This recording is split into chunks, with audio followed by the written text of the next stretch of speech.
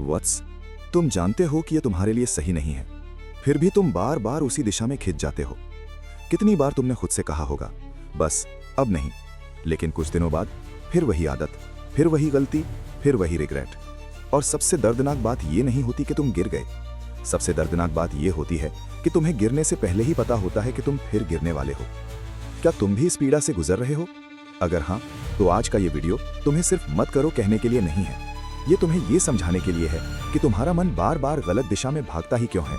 और इस वीडियो के अंत में मैं तुम्हें एक ऐसी बात बताऊंगा जिसे समझकर तुम अपने मन को सिर्फ रोकना नहीं बल्कि ऊपर उठाना सीख जाओगे।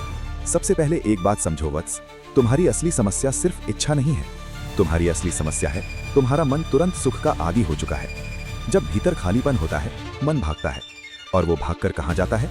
उसी जगह जहां उसे कुछ क्षणों का सुख मिल जाए, चाहे बाद में वही चीज तुम्हें भीतर से कमजोर ही क्यों न कर दे।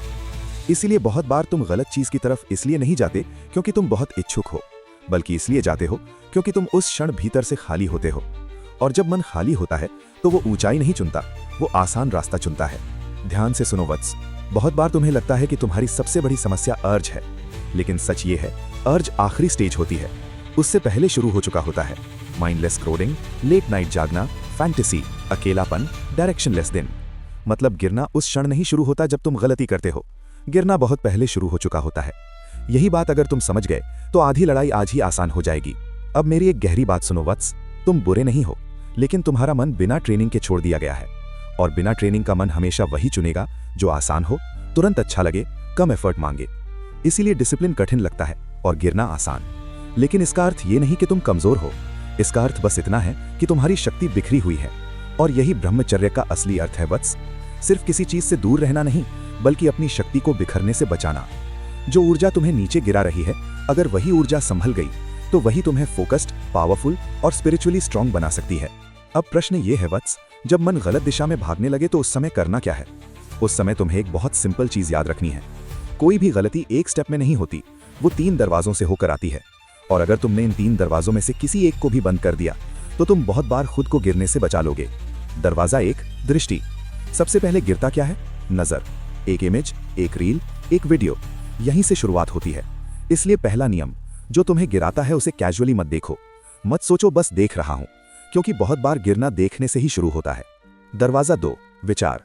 जब नजर अंदर जाती है तो वो विचार बनती है और वही विचार मन में रिपीट होने लगता है। इसलिए दूसरा नियम, हर विचार को एंटरटेन मत करो।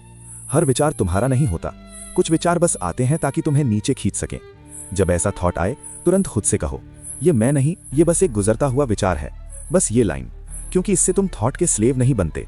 दरवाजा 3, सबसे खतरनाक, अकेलापन, खाली समय। जब तुम अकेले हो, फोन के साथ हो, डायरेक्शन के बिना हो, तब मन को गिरना बहुत ईजी लगता है। इसलिए तीसरा नियम, खाली और कमजोर समय को पहचानो।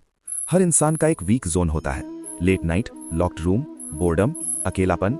अगर तुम अपना वीक जोन समझ गए तो तुम आधी लड़ाई जीत चुके हो।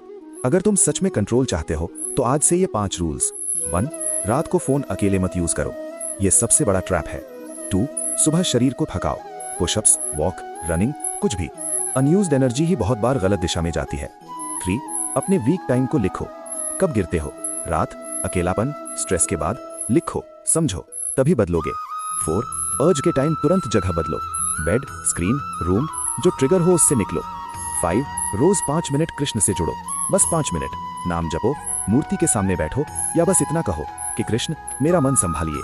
अब एक बात हमेशा याद रखना वत्स, तुम्हारी सबसे बड़ी हार गलती नहीं है, तुम्हारी सबसे बड़ी हार है हर बार गिरकर खुद से नफरत करना। क्योंकि जब तुम खुद से नफरत करते हो तो तुम और वीक हो जाते हो। आज के बाद तुम खुद को जज नहीं करोगे, तुम बस ऑब्जर्व करोगे, समझोगे और फिर खुद को वापस उठाओगे। यही सच्ची स्ट्रेंथ है।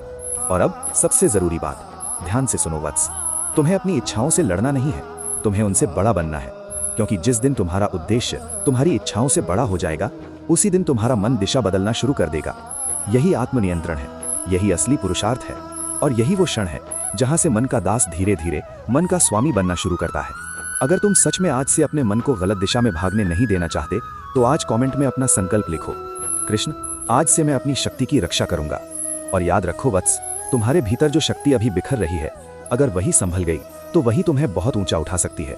मैं तुम्हारे साथ हूं वत्स। राधे राधे।